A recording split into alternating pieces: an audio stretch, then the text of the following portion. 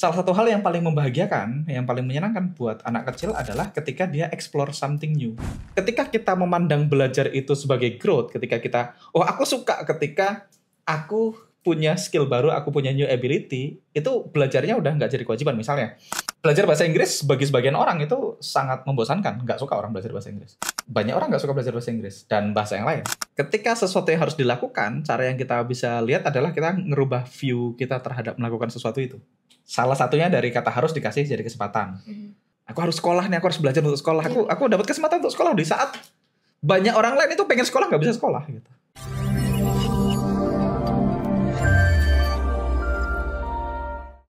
Hello everyone, welcome back to your virtual bestie. Exactly, Jinggas Jive. Kali ini aku lagi bajak YouTube-nya Kedamaian bareng Om Angga. Perkenalin aku Jingga. Aku punya YouTube channel namanya Jinggas Jive. Bahas apa YouTube channelnya? Self growth dan journaling kalau akhir-akhir ini. Lebih fokusnya ke journaling. I see. Subscribe ya yang punya anak. Wah, atau yang masih anak-anak. Atau yang punya anak tapi ngakunya nggak punya anak. Nah, itu boleh subscribe juga. Oke. Gimana? Gak gimana sih Om, aku cuman pengen ngobrolin keresahan aku di awal umur 20-an ini. Oke. Yang sebenarnya banyak banget. Kenapa resah? Gak tahu, karena tiba-tiba jadi dewasa. Oke. Tahu gak sih Om rasanya masuk bukannya umur... anak kecil tuh pengen jadi dewasa atau nggak pengen jadi dewasa? Pengen, tapi rasanya tuh kaget, shock, tiba-tiba masuk ke awal 20-an, chapter 20 yang kayaknya dunia tuh beneran dunia gitu. Kayak aku harus handle sendiri. Oke. Ya nggak harus handle sendiri juga sih, aku bisa asking for help, cuman tetap aja aku merasa kayak tanggung jawabnya lebih besar, lebih serius, tapi nggak serius-serius banget. Oke. Pertanyaannya? Yang pertama, aku mau nanyain, gimana caranya ngatasin burnout di awal umur 20-an? Karena itu rasanya kayak temen buat kita yang di awal 20-an ini. Oke, sebentar Pak. Mundur dikit banyak, nggak apa-apa. Biar enggak. Oke, definisi burnout-nya itu apa? Kadang dikit-dikit gampang banget capek sama apa yang kita kerjain, muak. Oke. Terus stres. Dan tiba-tiba ngerasa kayak gak punya energi buat ngelakuin itu padahal kita harus. Oke, kata harusnya itu yang bikin burnout sebenarnya. Jadi sebenarnya gini, kenapa banyak orang burnout ya? Kenapa kayak aku jarang burnout? Aku pernah burnout nggak ya? Mungkin pernah ya tapi mungkin nggak ingat. Tapi aku jarang burnout. Kenapa? Karena sebenarnya step pertama biar nggak burnout adalah kita perlu doing what we love. Fakta orang burnout itu karena beberapa alasan ya. Yang pertama mungkin dia tidak doing what they love ya. Dia ngerjain sesuatu yang bukan dia suka. Atau yang kedua karena dia sebenarnya nggak jadi dirinya sendiri. Jadi dia mengejar mimpi yang bisa jadi itu bukan mimpinya dia, tapi mimpinya orang lain.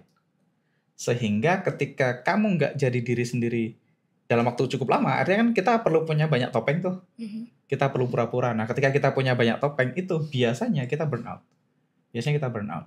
Dan gimana kalau burnout ini terjadi kalau kita pas lagi sekolah atau belajar? Kan kita nggak bisa melakukan apa yang kita suka kalau sekolah. Oke.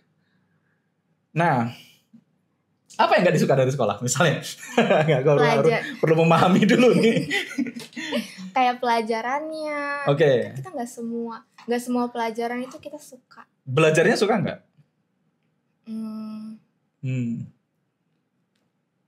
Suka kalau sesuatu yang kita suka. Aku suka. Oke.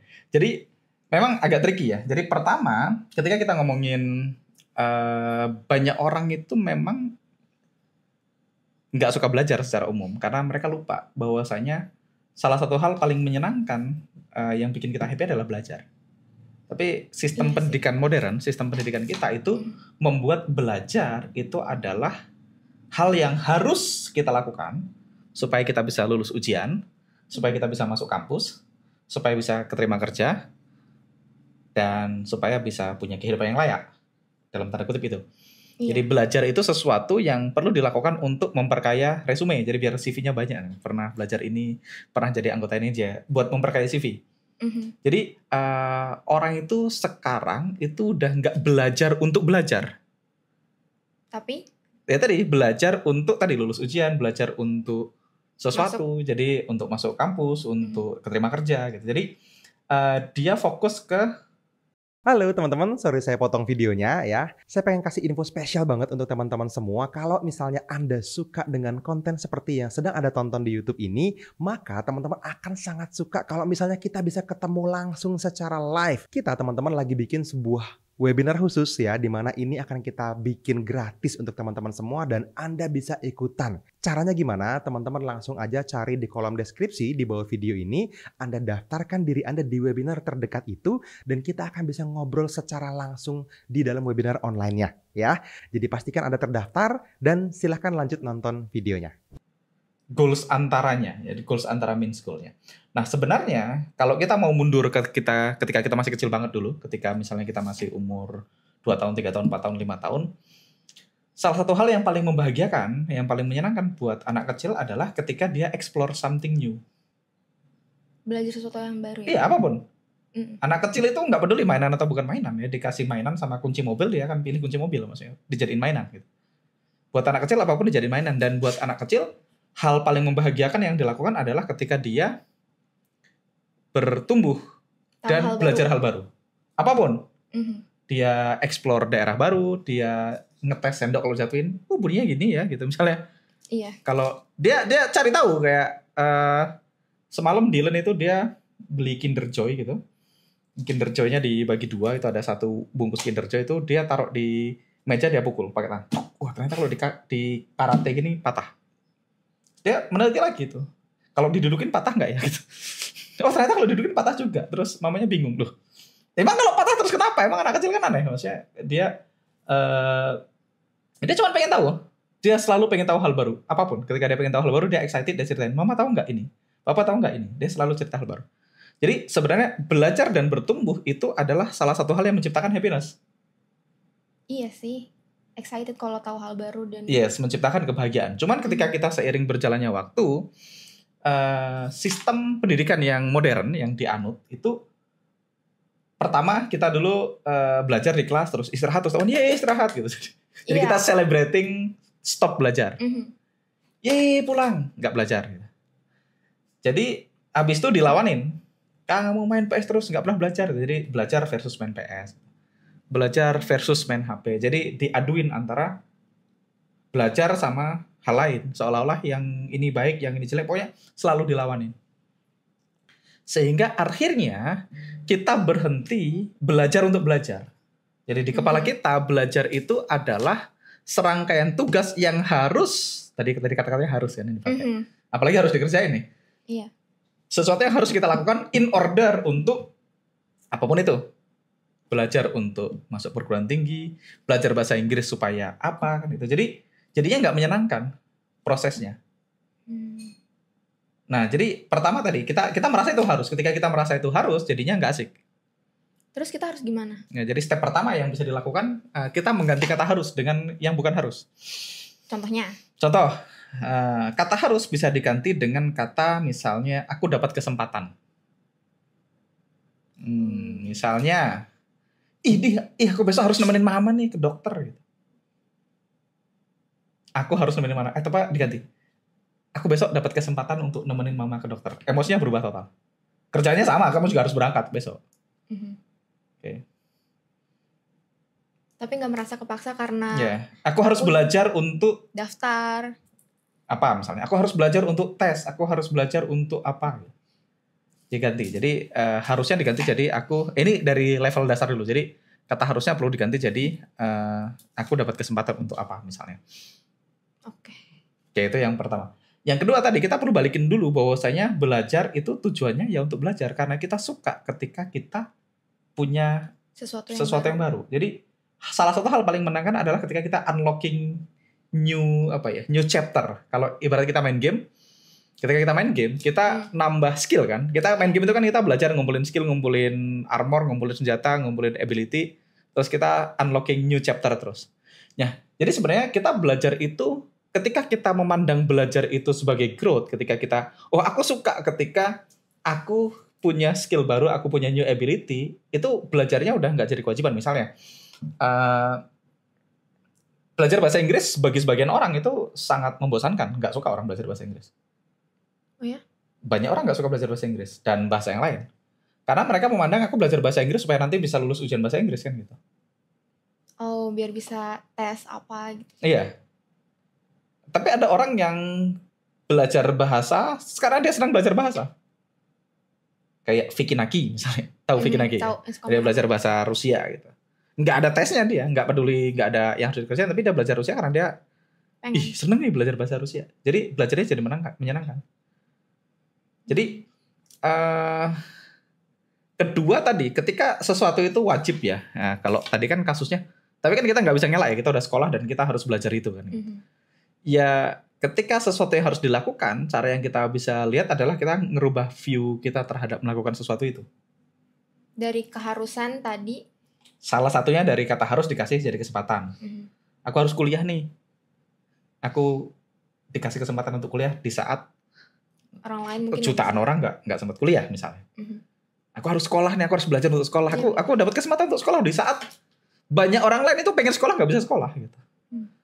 Jadi itu step 1, salah satu yang kita bisa lakukan adalah ganti kata harus. Kata harus ganti, aku punya kesempatan apapun. Aku harus lari pagi nih besok pagi. Aku masih punya kesempatan untuk lari loh besok pagi. Kayak aku harus nge-gym nih gitu. Aku punya kesempatan buat nge-gym. Iya, kamu punya gym. Iya, di saat orang lain nggak punya gym, saat orang lain harus bayar gym, kamu punya kesempatan untuk nge-gym gitu. Ada banyak orang loh nggak punya kesempatan untuk nge-gym. Aku harus jagain mama gitu. Di rumah sakit kan jadi harus. Aku punya kesempatan untuk nemenin mama di rumah sakit. Jadi punya waktu lebih banyak. Ya, jadi ketika harus dikerjain ya, ada hal-hal kan yang memang harus dikerjain, suka nggak suka harus dikerjain. Ya kita harus bisa merubah cara pandang kita terhadap kejadian itu. Apa persepsi yang bisa kita tweak sehingga itu jadi menyenangkan.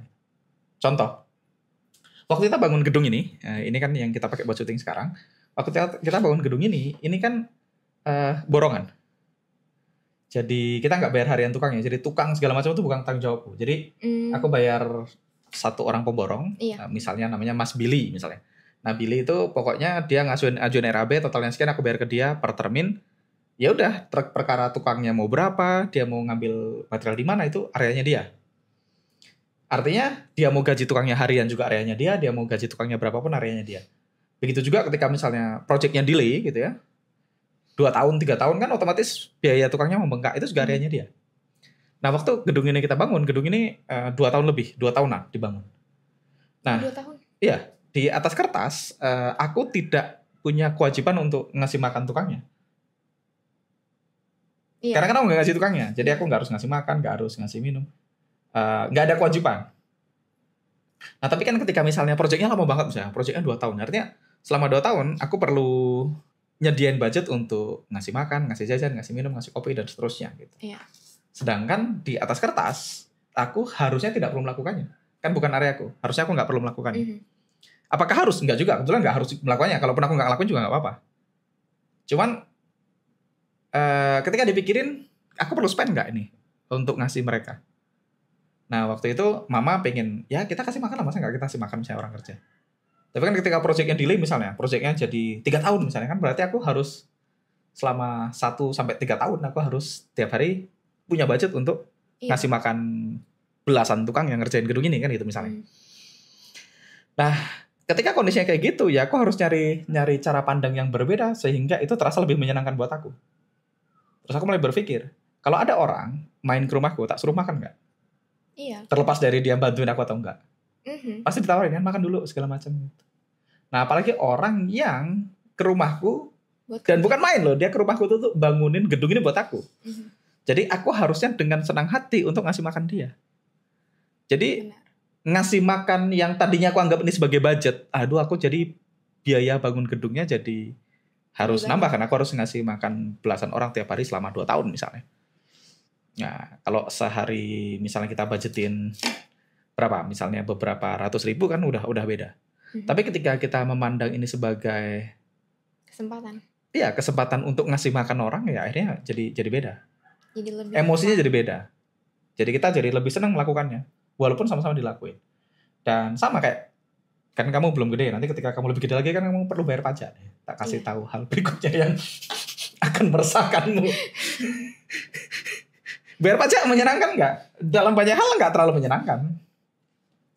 Kenapa? Karena ya kita tahu kan duitnya banyak yang dikorupsi kan gitu, Iya. nggak nyampe. Gitu. Tapi akhirnya di satu titik kan tetap harus dibayar pajaknya. Ya aku harus punya cara untuk memandang pajak. Oke, berarti pajak itu adalah salah satu caraku berkontribusi. Fakta nanti dikelola dengan benar atau tidak benar kan bukan hari aku. Iya. Tapi ketika aku making money, aku bayar pajak, aku berkontribusi untuk orang lain. Dan akhirnya cari, orang yang paling bermanfaat adalah orang yang bermanfaat buat manusia lain. Jadi akhirnya ketika aku bayar pajak itu ya dalam rangka aku sebagai manusia berusaha untuk bikin manfaat buat manusia lain. Jadi bayar pajak. Jadi terasa lebih menyenangkan bayar pajaknya. Iya. Gitu. Jadi dirubah kalau misalnya sesuatu yang harus dilakukan karena masih sekolah ya. Nah, seiring berjalannya waktu, nanti kamu tahu ada hal-hal yang sebenarnya tidak harus dilakukan. Nah, jadi ada banyak hal yang menurut kamu kayaknya ini harus dilakuin padahal enggak juga, enggak harus. Contohnya kalau di awal-awal 20-an aku ini. Ya banyak hal yang kayaknya harus tapi enggak harus. Misalnya kadang-kadang kita doing apa ya? Apalagi anak-anak muda biasanya dia doing something untuk belong, needs to belong, banyak. Ngerti needs to belong? Biar fit in. Iya, biar fit in. Banyak anak-anak muda itu mereka ngelakuin sesuatu biar dia diterima di sebuah komunitas. Jadi dia bilang aku harus punya ini. Kalau enggak nanti temanku bilang apa gitu misalnya. Kalau aku enggak punya ini nanti enggak diajak nongkrong. Jadi dia merasa seperti harus. Iya. Iya sih ini yang lebih banyak. Ya, karena seperti harus, dia harus lakukan. Ketika dia ngelakuin sesuatu yang sebenarnya menurut dia enggak perlu lakukan tapi dia pikir harus, ya lama-lama burnout. Gimana cara ngebedainnya, Om? Cara Gimana ngebedainnya? cara kita tahu kalau ini tuh sebenarnya nggak harus. Ya, Kita cuma FOMO aja. kamu harus pahami dulu dari mana datangnya hal-hal kayak gitu. Jadi ada beberapa hal yang bikin kita ngelakuin sesuatu yang sebenarnya nggak harus dilakukan. Ada banyak hal yang kita akuin selama ini mungkin sebagai kebenaran, kita pikir ya. Kita pikir sebagai sebuah hard truth, tapi sebenarnya ya bisa jadi itu nggak hard truth. Biasanya dia cuma relative truth. Jadi nggak kebenaran yang absolut gitu. Nah, biasanya hal-hal kayak gitu tuh datang dari yang pertama biasanya dari childhood indoctrination. Nah, ketika kita kecil, kita misalnya punya authority figure atau kita ngefans sama seseorang, kita punya film, suka film apa gitu. Terus dia ngomong sesuatu, dia suka ini, kata film ini yang ini keren, yang ini nggak keren gitu. Jadi aku menganggap aku suka juga. Iya. Sehingga ketika kamu jadi ketika kita lihat ada authority figure juga, jadi childhood indoctrination, authority figure itu juga salah dua ya, yang menyebabkan kita merasa perlu melakukan sesuatu yang sebenarnya kadang-kadang nggak perlu-perlu banget. Ya, jadi kita perlu aware dulu bahwasanya ketika kita pengen sesuatu, kenapa gitu? Kenapa kita pengen itu? Iya. Kadang-kadang kalau kita nggak bisa menjelaskan kenapa kita pengen, seringkali ya bukan kita yang pengen, bisa jadi. Jadi kita perlu cek dulu. Misalnya aku pengen apa, karena apa? Oh, karena menurut di film ini keren. Oke, berarti karena kata si A keren, kata si B keren. Jadi bisa jadi authority figure, bisa jadi misalnya Jingga punya kakek atau punya papa gitu. Terus papamu ngefans sama seseorang, terus papa mau ngasih nasihat. Jingga, kalau kamu sukses kamu kayak si Om itu tuh. Profesinya ini gitu. Terus kamu menganggap, oh aku harus jadi seperti si Om kalau aku mau sukses. Karena yang ngomong papa kamu ya kamu nurutin. Dan sehingga nanti kamu mengerja sesuatu yang sebenarnya bukan kamu pengen. Jadi ketika kamu dapat kok rasanya gini amat ya, kok rasanya nggak sebahagia itu ya. Aku dari kecil nih kerja keras untuk ngejar sesuatu yang kayaknya aku pengen gitu. Ternyata setelah dapat kok biasa nggak aja. happy. Iya, karena seringkali ya kan kamu nggak hidup di impianmu, kamu hidup di impian orang lain. Dan nggak apa-apa, di awal nggak apa-apa. Disadari itu ada dan nggak apa-apa kalau terjadi itu dulu. Jadi kita perlu oke dengan nggak apa-apa. Jadi banyak orang yang umur 40 tahun bangun terus aku ngapain ya sama hidupku gitu. Nggak apa-apa kan kamu masih 20, jadi masih ada 20 tahun nih. Jadi ini nggak apa-apa kan, jadi yang pertama. Yang berikutnya, hal-hal yang kita perlu waspadai untuk kita tadi melakukan sesuatu yang sebenarnya nggak perlu tapi kayaknya perlu. Itu yang berikutnya adalah tadi childhood indoctrination, authority figure. Berikutnya adalah needs to belong tadi yang kita bahas. Iya. Kenapa kita punya needs to belong? Apalagi anak muda, apalagi cewek ya. Itu cewek tuh bahaya banget ya. Cewek itu merasa dia perlu jadi bagian dari sebuah community. Iya, merasa Dia- harus fit. Ya, iya. Dan dia merasa kalau nggak diajak nongkrong sama temennya gitu, atau nggak dilibatkan dalam satu kegiatan sama temennya, itu kayak Left hidup out. dan mati ya. Mhm. Apa life out?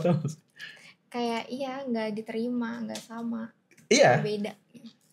Dan itu sangat kayak hidup dan mati.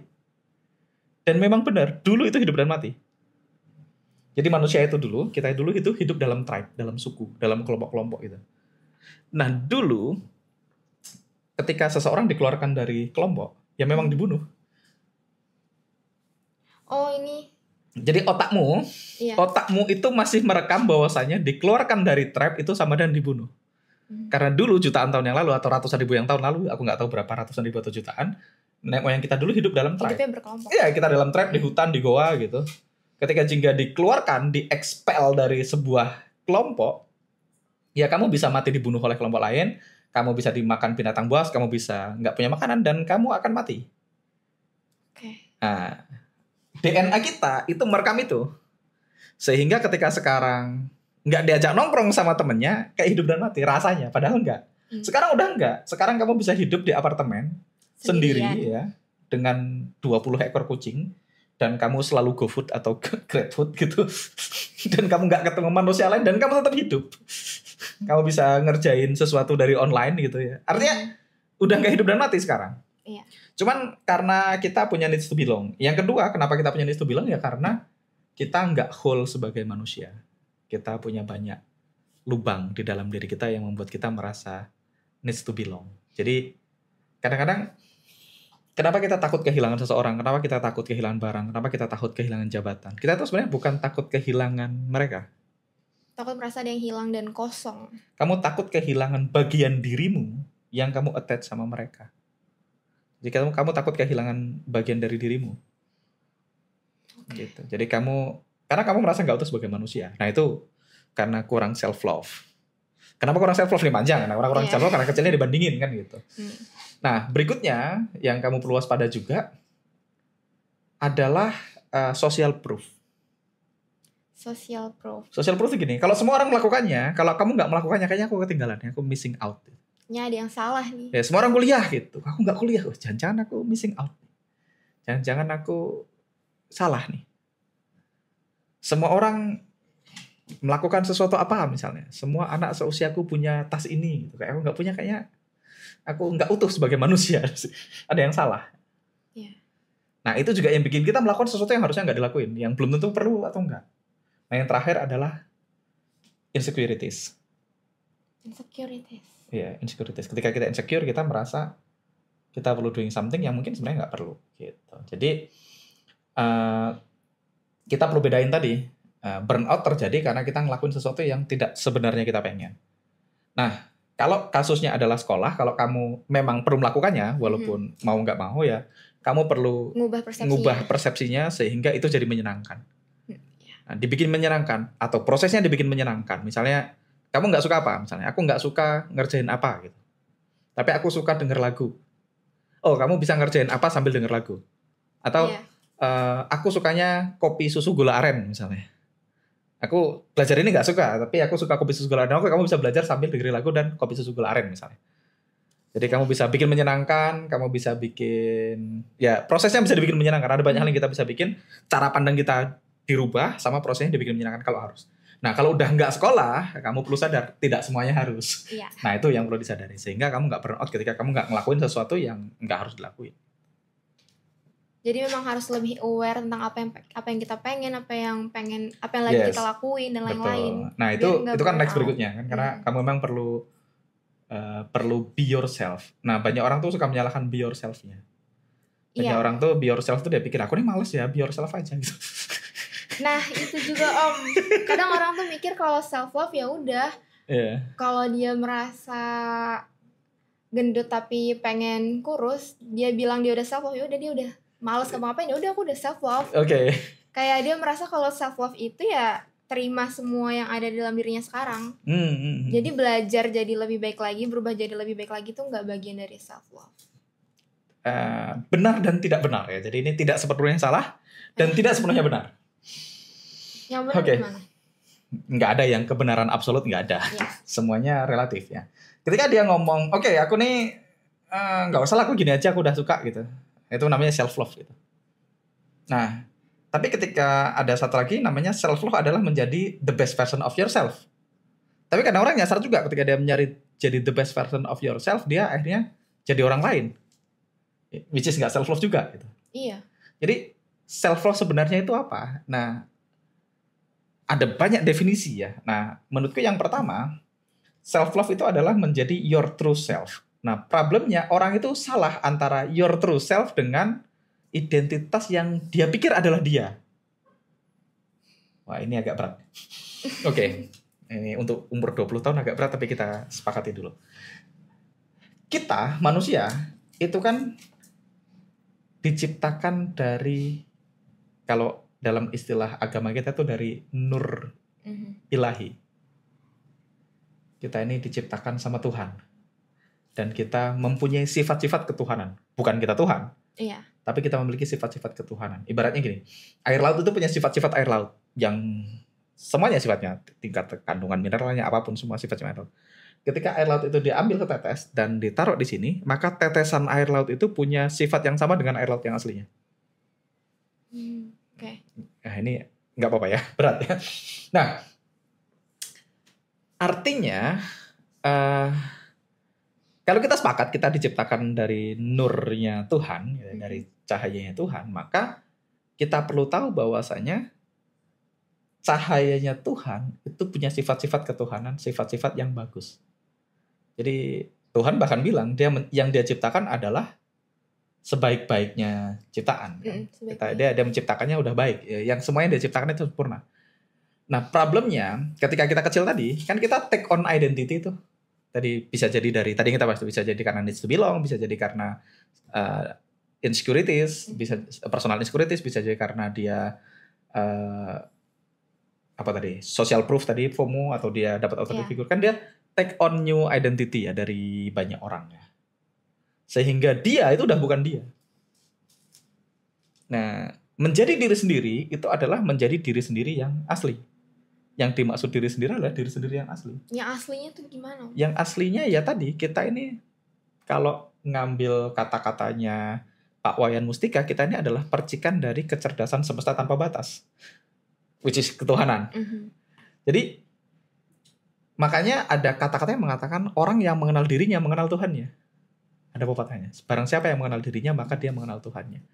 Nah, makanya kita itu perlu memulai perjalanan kembali ke dalam diri kita. Dari mana caranya perjalanan kembali ke dalam diri kita? Ya kita perlu mulai pelan-pelan melepaskan topeng-topeng yang selama ini kita pakai. Kita kan punya banyak topeng. Aku kalau ketemu Jingga punya topeng ini, di YouTube misalnya punya topeng ini. Nanti kalau ketemu pacarnya topengnya beda lagi, ketemu mamanya topengnya beda lagi. Dan itu semuanya harus dilepas. Perlu dilepas. Aku tuh nggak pernah pakai kata harus, jadi aku tuh agak terganggu sama kata harus. Oh. Ngerti? Ya. aku jarang ngomong harus, soalnya nggak ada yang harus soalnya. Jadi kita perlu mulai melepaskan sesuatu yang bukan kita. Jadi menjadi diri sendiri itu adalah melepaskan yang bukan kamu gitu loh. Banyak orang itu salah ketika dia pengen menjadi lebih baik, itu dia pengen meniru orang lain supaya menjadi lebih baik. Padahal menjadi lebih baik dalam artian yang sebenarnya adalah ketika kamu melepaskan yang bukan kamu. Nah, gimana cara melepaskan yang bukan kita? Sebenarnya ada banyak metodenya, misalnya mirroring. Nah, ketika mirroring kan kamu akan lihat muka, jangan pernah mirroring ya. Banyak versi yang muncul. Banyak versi yang muncul yang nanti perlahan-lahan dilepaskan. Sehingga kamu semakin jadi versi kamu yang sebenarnya. Aku banget. Iya. Atau lagi kalau di kedamaian kan ada tap into your peace, itu di tapping. Di tapping atau melepaskan traumanya, memaafkan orang-orang yang dulu pernah bikin salah. Jadi ya kita perlu melepaskan topeng-topeng yang bukan kita sehingga kita jadi diri kita yang sebenarnya, menjadi the best version of ourselves. Nah, kaitannya sama self love apa? Agak jauh tadi menurut kita baru balikin ke self love. Ya kalau aku mencintai diri sendiri berarti menerima diri apa adanya. Jadi apa adanya nih yang sering disalahartikan.